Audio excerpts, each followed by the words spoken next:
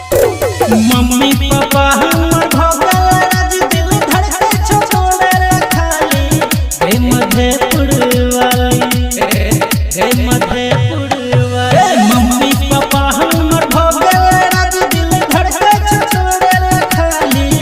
हे मधेपुर वाली मधेपुर वाली तोहरे बने बहु घर वाली हे मधेपुर वाली तोहरे बने बहु घर वाली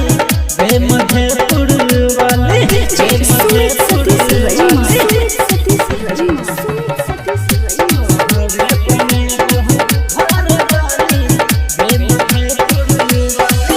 पहले बेर देखलियो मधेपुर कॉलेज के बगल में दिल हमर चोरी कहला जाने के पल में पहले बेर देखलियो मधेपुर कॉलेज के बगल में दिल हमर चोरी कहला जाने के पल में देखिए के लगलो प्रेम पड़क गए भोला बाबा के आगे कलिए पर खोज गए भोला बाबा के आगे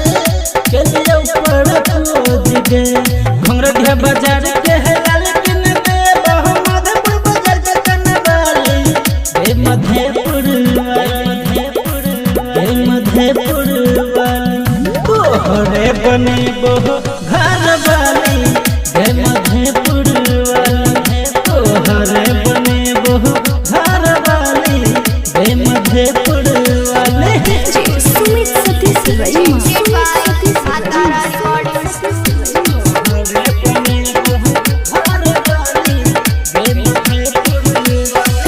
कृष्ण बेदरह के बनल तू अपना सुनील से शादी कहले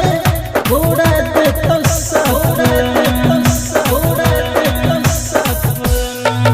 कृष्ण बेदरह के बनल तू अपना सुनील से शादी कहले पूरा देखो सपना मीटर से चौक पर लस्सी पिएबो ओसे पुलाल जाके टिकटॉक बनाएबो ओसे पुलाल जाके टिकटॉक बनाएबो बैजू बिहारी मार्केट में जाके आनंद तो ठलाली हे मधेपुर वाली तोहरे बने बहु घर वाली हे मधेपुर